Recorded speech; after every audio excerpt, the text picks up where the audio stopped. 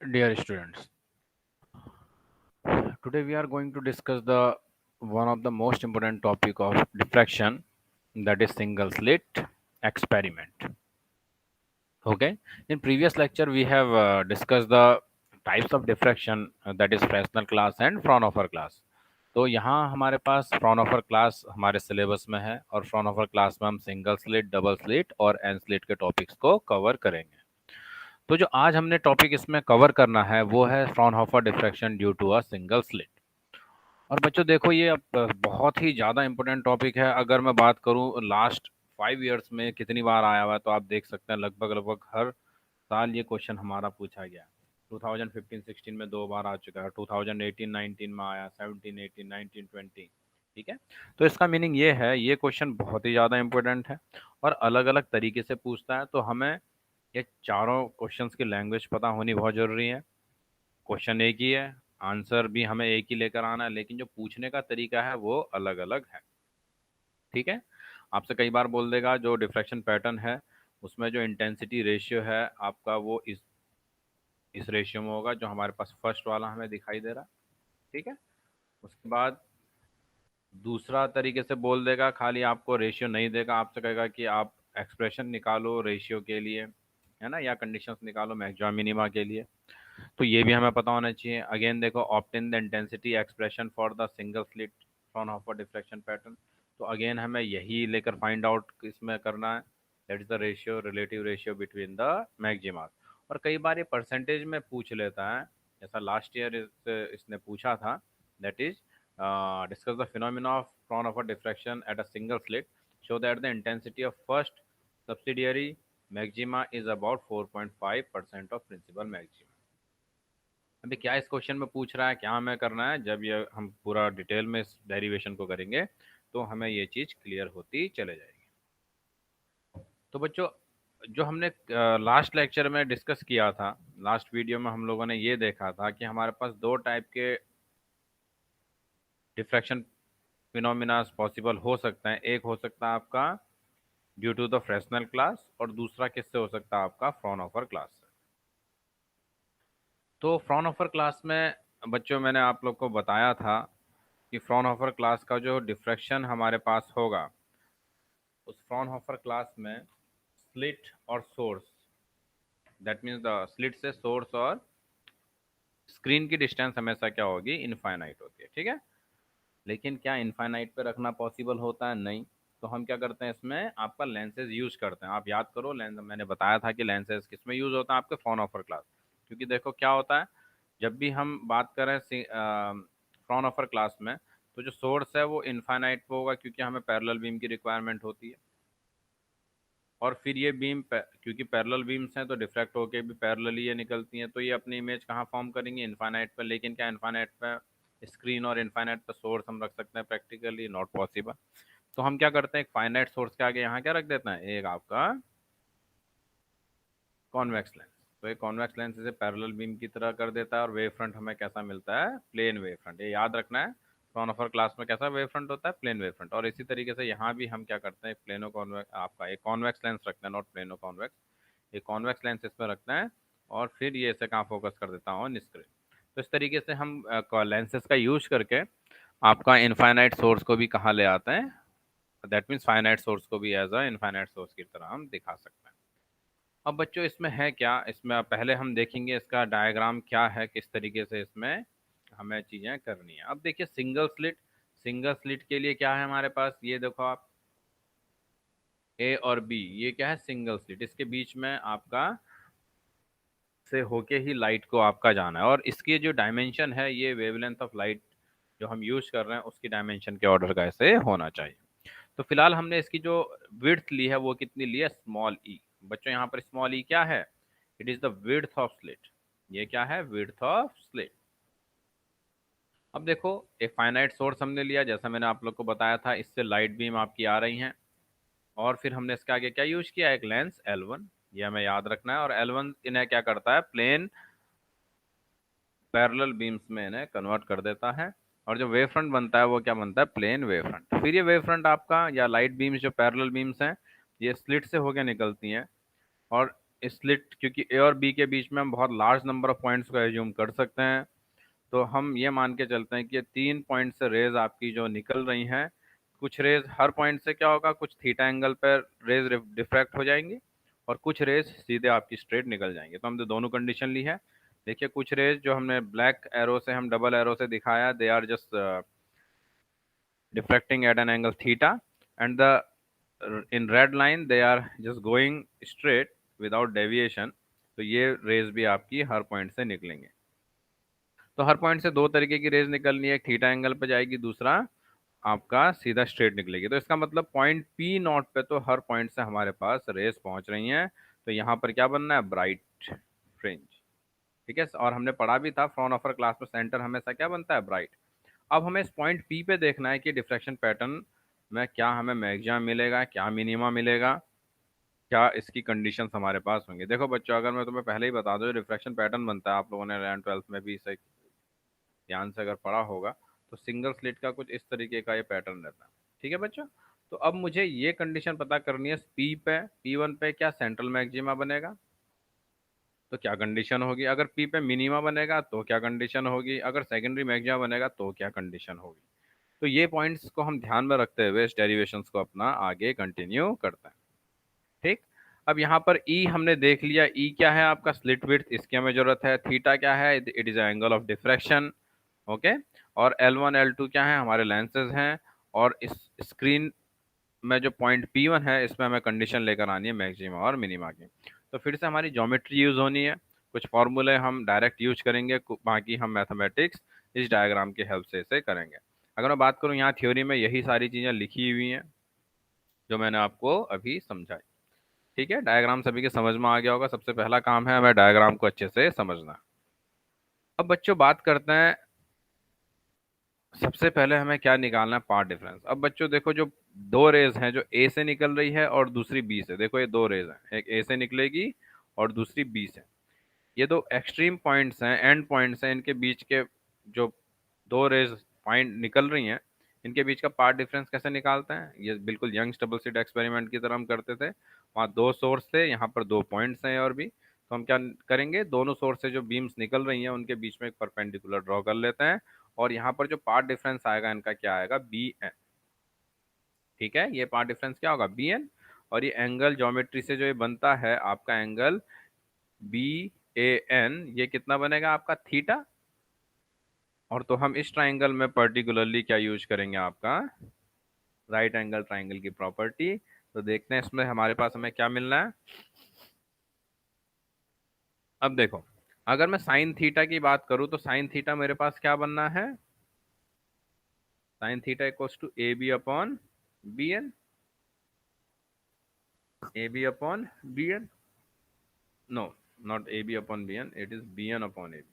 ठीक है, ये क्या बनेगा, B N upon A B, where B N क्या होगा आपका, इट्स अ परपेंडिकुलर, और ये क्या होगा आपका, हाइपोटेनियस। चलो डायग्राम में देखते हैं क्या यही चीज है। अगर मैं यहाँ पर बात करूँ साइन थीटा की, ये एंगल थीटा है, तो साइन थीटा के सामने ये रहा बी एन परपेंडिकुलर, और ये क्या है आपका, ये हाइपोटेनियस, वो क्या है, ए बी। तो B N upon A B बिल्कुल सही हमने लिखा। तो यहाँ से बी एन हमें एक्चुअल में लेकर के आना है, बी एन पार्ट डिफरेंस, तो बी एन इक्वल टू क्या हो गया, ए बी साइन थीटा। और ए बी एक्चुअल में क्या है, it's a slit width. A B क्या है बच्चों हमारी, देखो ये स्लिट विड्थ है ना, ए से बी के बीच में क्या है, ये स्लिट विड्थ है। तो इस ए बी को हम क्या रखेंगे, ए बी की वैल्यू हम कितनी रखते हैं, ई, जो हमने डिफाइन करी है स्लिट विड्थ। तो यहाँ पर ए बी की वैल्यू कितनी हो गई हमारे पास, ई। तो path difference B N equal to e sine theta हमें मिल गया। अब फेज डिफरेंस कैसे निकाला जाए, तो फेज डिफरेंस निकालने के लिए हमें फॉर्मूला पता है सभी को, फेज डिफरेंस इक्वल्स टू क्या होता है, 2 pi upon lambda into path difference, है ना। Phase difference delta equals to 2 pi upon lambda into path difference. ठीक है, तो ये हमने फॉर्मूला यहाँ पर यूज किया, और इस फॉर्मूले को यूज करने के बाद जो हमारे पास फेज डिफरेंस बना, कितना बना, 2 पाई अपॉन लैम्डा ई साइन थीटा। ठीक है बच्चों, अब बच्चों अगर मैं बात करूं, ये 2 पाई अपॉन ई साइन थीटा, ये फेज डिफरेंस है। ये कौन कौन सी रेस के बीच का फेज डिफरेंस बच्चों हमने निकाला, हमने उन दो रेज के बीच का फेज डिफरेंस निकाला है जो पॉइंट ए और पॉइंट बी से आपकी निकल रही है। ठीक है, ये दो एक्सट्रीम पॉइंट्स हैं। अब अगर मैं बात करूं ए और बी के बीच में आपका एक्चुअल में वेव्स जब जा रही हैं तो एक वेव फ्रंट हमारा आ रहा है, ये वेव फ्रंट है। तो इसमें कितनी वेव्स हमारे पॉइंट्स हो सकते हैं? इसमें बच्चों लार्ज नंबर ऑफ पॉइंट्स हो सकते हैं। मैं कहूँ कि ए और बी के बीच में एन नंबर ऑफ पॉइंट्स हैं। बेसिक हम मैथमेटिक्स में अगर पढ़ते हैं कि एन किन्हीं भी दो पॉइंट्स के बीच में बहुत सारे पॉइंट्स हो सकते हैं, और इस बार हमने कहा कि ए और बी के बीच में बहुत लार्ज नंबर ऑफ पॉइंट्स हैं। और वो कितने हैं? हमने कहा small N number of points. ये कितने हैं? Small N number of points. ठीक है, तो small N number of points हैं, तो ये small N number of points क्या करेंगे, इस ए बी को एन पार्ट्स में क्या कर देगा, डिवाइड। तो यहाँ पर अब हमारा आएगा हाइगेन्स प्रिंसिपल ऑफ सेकेंडरी वेवलेंथ। ठीक है बच्चों, हाइगेन्स का प्रिंसिपल सबने पढ़ा होगा सेकेंडरी वेवलेंथ।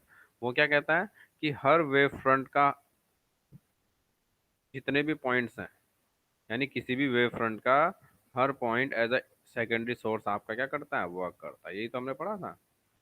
ठीक है, तो यानी इस वेव फ्रंट जो ए बी के बीच में बना है, इसमें एन नंबर पॉइंट्स हैं, तो एन नंबर ऑफ सोर्सेज होंगी, तो एन नंबर ऑफ सोर्सेज से एन वेव्स निकलेंगे। तो देखो एन वेव्स के बीच का पार्ट डिफरेंस कितना है, क्योंकि अगर ए और बी के बीच में देखो एन वेव्स हैं, तो अगर मैं इन सारी एन वेव्स का ऐड करूं तो वो एक्चुअल में ए और बी के बीच के पार्ट डिफरेंस के बराबर होगा। वो कितना है?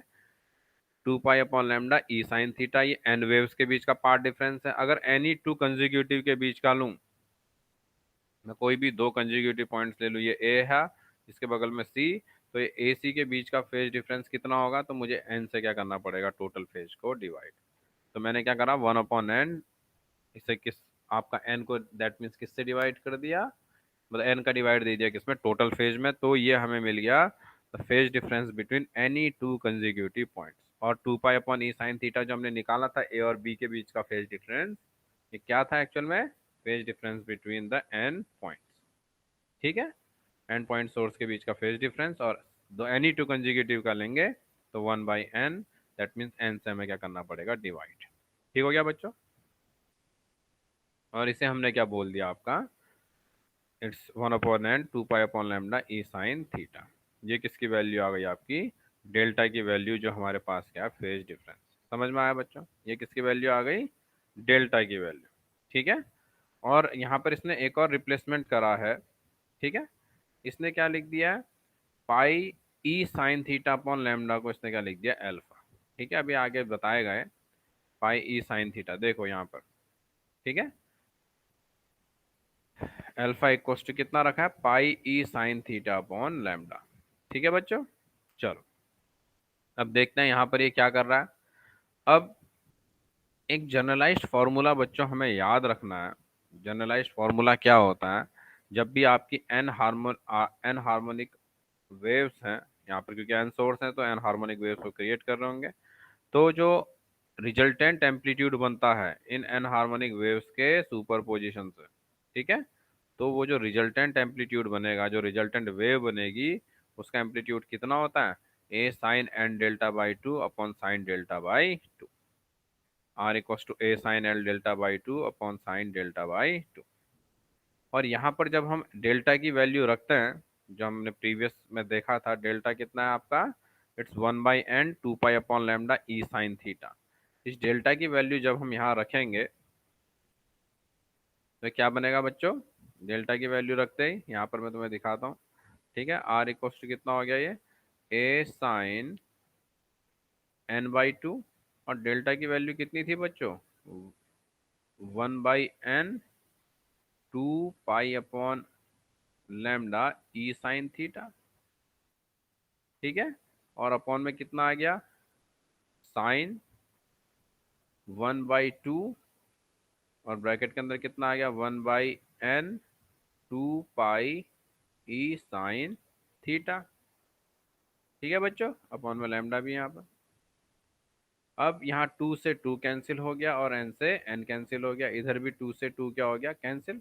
तो हमारे पास r इक्वस टू क्या बचा बच्चों, r इक्वस टू क्या बचा, ए साइन, ब्रैकेट के अंदर हम देखेंगे पाई ई साइन थीटा अपॉन लैम्डा, और नीचे क्या बचा हमारे पास, साइन 1/n पाई ई साइन थीटा अपॉन लैम्डा। तो बच्चों जो ये पाई ई साइन थीटा अपॉन लैम्डा बनाया ना ऊपर और नीचे, साइन के अंदर जो बना हुआ, इसे हमने क्या सपोज कर लिया, अल्फा। क्या सपोज कर लिया इसे, अल्फा। देखो pi upon lambda E sine theta equals to क्या बन गया, अल्फा। तो यहाँ से आर इक्वल्स टू कितना आ गया बच्चों, ऊपर ए साइन, अंदर वाली टर्म को हमने क्या बोल दिया, अल्फा। और नीचे देखो साइन, उसमें एक्स्ट्रा 1/n है, तो ये क्या बना, अल्फा बाई एन। ठीक है बच्चों, अब समझ में आया ये टर्म कहाँ से आई हमारी। ये जो टर्म है देखो सीधे लिख दिया ना यहाँ पर, sine N delta by two upon sine delta by two equals to A sine alpha upon sine alpha by N. तो ये जो कैलकुलेशन हमारे पास आया था, जिसका पूरा प्रोसीजर हमने इस तरीके से ये किया है। ठीक है, तो यहाँ से हमें A sine alpha upon sine alpha by N, where alpha is pi upon lambda E sine theta. Clear है बच्चों। अब देखो तो आर की वैल्यू मुझे क्या मिल गई, A sine alpha upon alpha by N. Since देखो अल्फा जो है आपका एक एंगल है, ठीक, और अल्फा, अल्फा कोई भी वैल्यू हो सकती है, ठीक है। वैसे भी हमने इसे थीटा के टर्म्स में लिखा हुआ है। अब अल्फा को मैं डिवाइड कर रहा हूँ एन से। एन क्या है, बहुत ही large number of, any two points के बीच में बहुत लार्ज नंबर ऑफ पॉइंट्स हो सकते हैं। तो अल्फा बाई एन क्या हमारे पास बहुत लार्ज है, मतलब एन की वैल्यू बहुत लार्ज है, तो इसका मतलब अल्फा बाई एन क्या होगा, बहुत ही स्मॉल वैल्यू होगी बच्चों। क्या होगी, बहुत ही स्मॉल वैल्यू। तो small value of alpha by N के लिए क्या होता है, थीटा की स्मॉल वैल्यू के लिए साइन थीटा किसके इक्वल होता है, थीटा। तो यहाँ पर साइन अल्फा बाई एन किसके इक्वल होगा, अल्फा बाई एन के इक्वल। तो इसलिए देखो नीचे से नीचे जो हमारा था साइन अल्फा बाई एन,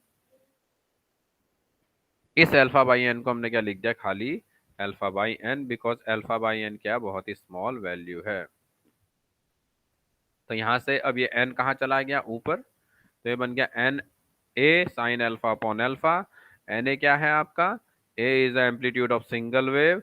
तो एन वेव्स का एम्पलीट्यूड दैट इज द क्या हो जाएगा, कैपिटल ए से हमने इसे डिनोट कर दिया, एन वेव्स का एम्पलीट्यूड को क्या लिख दिया, कैपिटल ए। तो ये हो गया R equals to A sine alpha upon alpha. तो बच्चों ये आर क्या है आपका, this is the resultant amplitude at point P. ठीक है, जो पी पे रिजल्टेंट वेव बनी है उसका ये एम्पलीट्यूड है, रिजल्टेंट एम्पलीट्यूड। और एम्पलीट्यूड हमें मिल गया, इंटेंसिटी क्या होती है इस एम्पलीट्यूड का स्क्वायर। अब बच्चों इन इक्वेशन 3 और 4 से हमें क्या लेकर आना है, आपका conditions for maxima and minima. तो पहले यहाँ तक आपको लेकर आना है, इसके लिए एक बार आप पढ़ेंगे, मेहनत करेंगे, और इसके बाद अब हम डिस्कस करेंगे मैक्सिमा और मिनिमा की कंडीशन।